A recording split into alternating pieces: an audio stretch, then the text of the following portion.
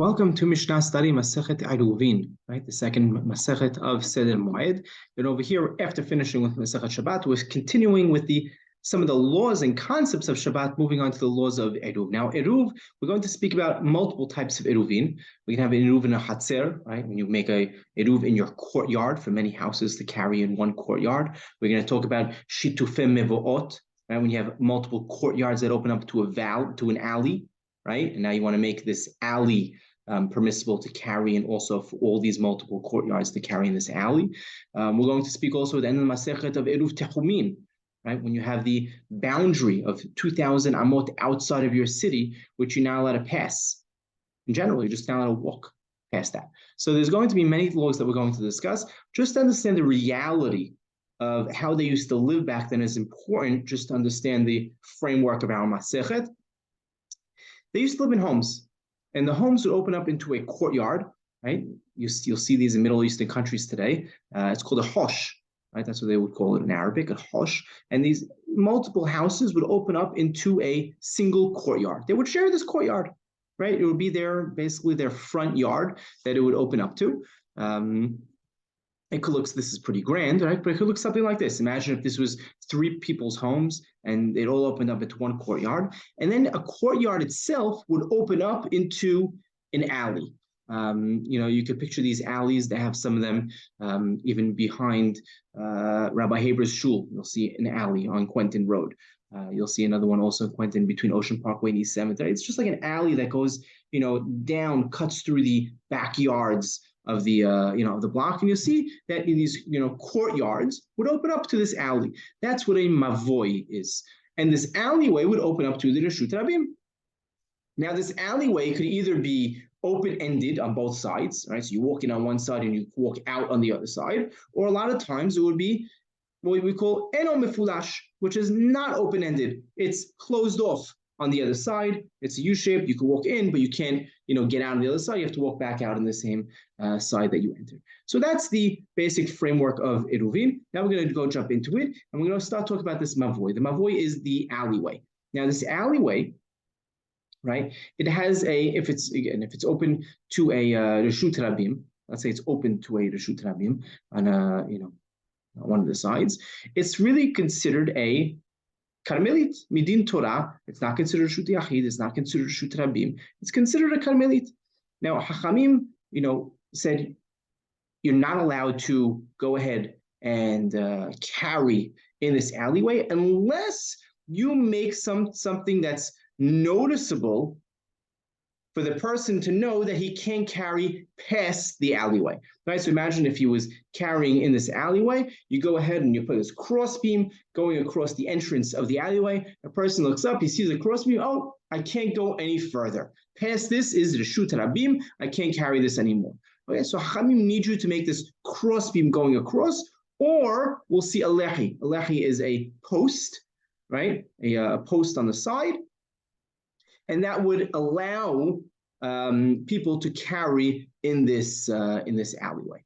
Okay, so now mavoi, this alleyway, shu gavua me'esrim amah, it's higher than 20 amot high, right? That's about 30 feet high. Yeah, the doors, the walls go up 30 feet high, and the crossbeam that you set on top of it is higher than 20 amot high. Now, what's the problem? Something that high, people aren't going to see.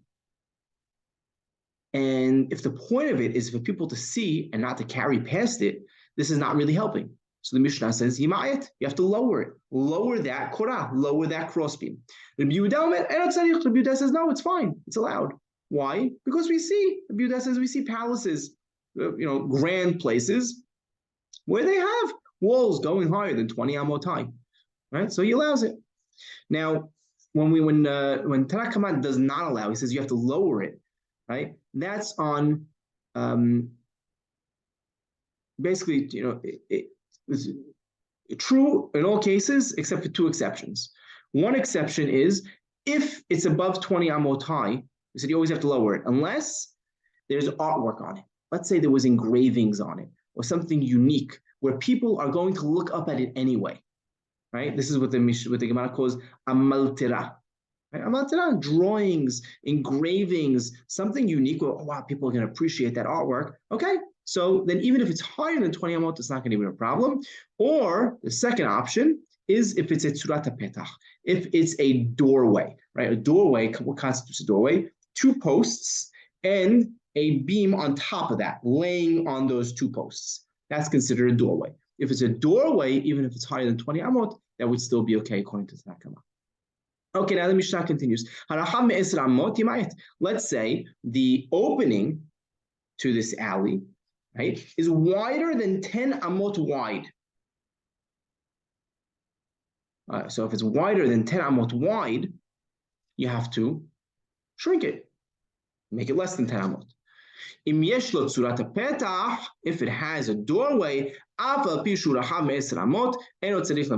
then even if it's greater than 10 amot, it's still okay. You don't have to shrink the size. Rather, it's okay because it is a doorway.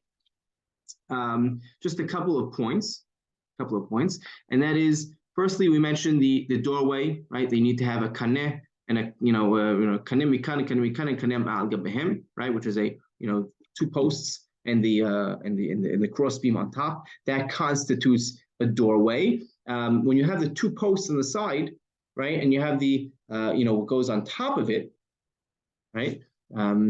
It doesn't have to be touching. It's okay if it's within 3 tvachim of the doorpost itself. I pulled some pictures over here. You can see the top one has the you see both the courtyards on both sides opening to the alleyway, and then you see over here the kaneh mikan and kaneh mikan and then kaneh al gabehen, right? 2 posts and the korah going across, right? That's the first case.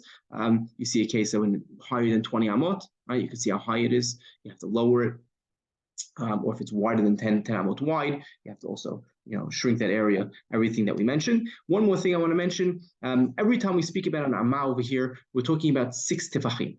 Right, 1 amma is literally from the middle finger all the way to the elbow. Right, that's the measurement of an amma, and it comes out to 6 tefachim. Right, 6 fists. Now, how do you measure this fist? You can either measure it something really tight, close fist, or a little looser, right, where they like to get through. Now, how do we measure it? So everything's going to be the chumrah. That's what Harambam says over here.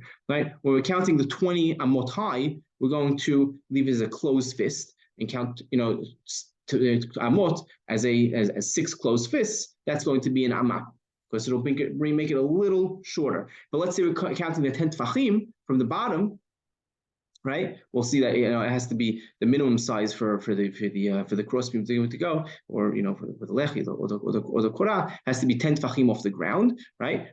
10 tefachim we're going to count with a more of an open fist. Right, that's how we're going to count it, and that's true for everything that we mentioned. When it comes to we're mentioning sukkah, we're mentioning kilaim, karahata kerem, mechola kerem. Right, everything's going to be the chumrah, and that's what we call a tefach metzumtzam or a tefach she'eno metzumtzam. Right, metzumtzam means a closed fist. Eno metzumtzam is the one that's a little lighter. Remember this. Rambam says, remember this, and don't make me repeat myself as we go through it each time we mention it. Halacha is not like Rabbi Yehuda, rather like Tanakama that says if it's higher than 20 amot, you have to bring it down.